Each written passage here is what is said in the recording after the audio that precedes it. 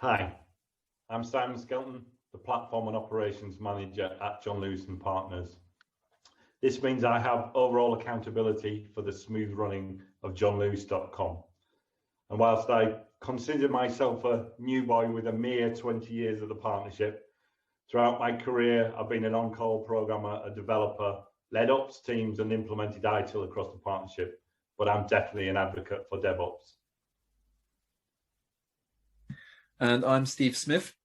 I'm from Equal Experts. I've worked there for 7 years, and I recently spent 2.5 years working at John Lewis and Partners with Simon and a whole bunch of other great people.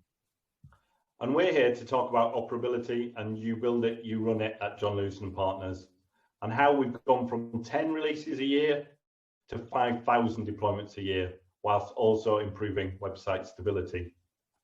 Well, a little bit of background on John Lewis. Well, this is definitely not John Lewis. This is the classic Are You Being Served sitcom from the 70s and 80s. But our history actually goes back much further than that. It dates back to 1864 when John Lewis Sr. opened the first store in Oxford Street.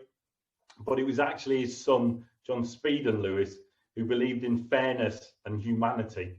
And he experimented with a new business model as he thought it was unfair that the three owners earned more than all the 300 employees in total.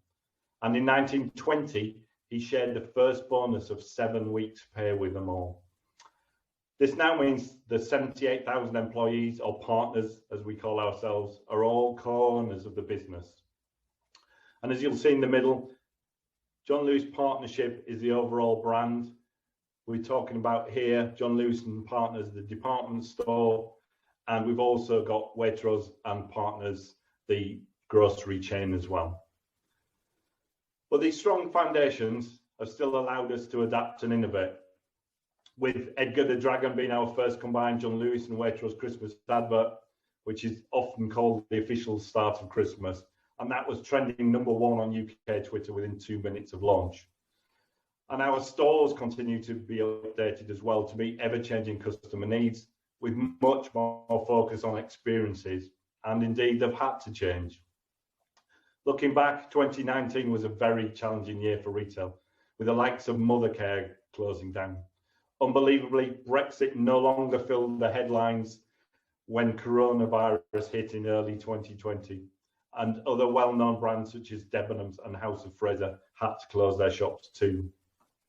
As you'll see on the right, almost 10,000 stores have closed in 2020. It's been tough for John Lewis too, but let's look at some positives. Here's a great example of how we've quickly adapted with our virtual services launched just 2 weeks after the first lockdown forced our shops to close.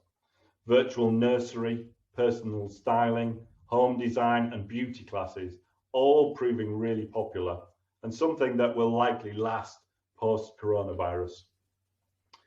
Coronavirus has also accelerated what we believe will be a permanent shift more online. JohnLewis.com was already very successful at 40% of total sales, but this is likely now to remain at 60 to 70%, we believe. And Black Friday is normally our biggest day online.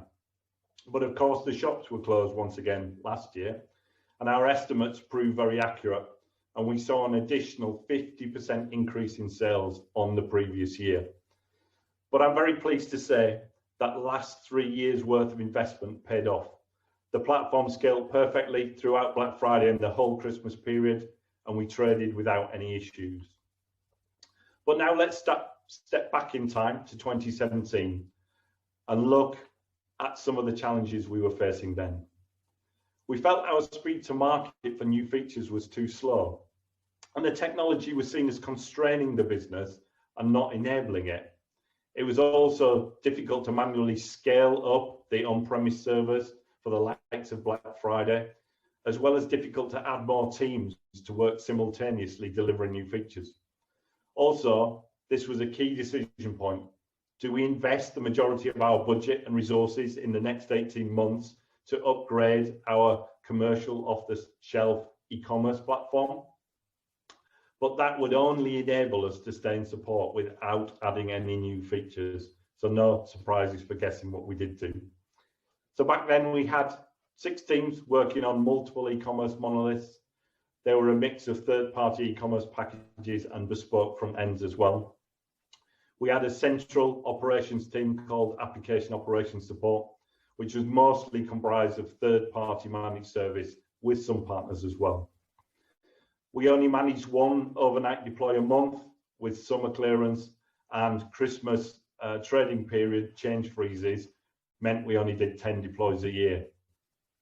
And these big releases caused plenty of major incidents, and we had quality issues as well. We were losing millions of pounds a year in opportunity costs. We couldn't release new features fast enough. So let's have a look now at what we did to tackle those challenges. So this is a timeline and a brief narrative of a huge amount of work by a lot of people. We can't cover everything here today. But in 2017, we made a commitment to replace our e-commerce monolith with digital services while still delivering new features to customers. Those digital services were run on what we call the John Lewis Digital Platform. It provides a paved road, and its bespoke platform capabilities are built upon the top of the Google Cloud Platform. This allows us to scale up product teams without compromising on throughput, quality, or reliability. In 2018, our cloud search team were successful in taking 1% of the live traffic away from the old search engine. This validated not only the technology, but the ways of working as well. By 2019, we had 9 times as many teams, and we had those product teams on call for their own service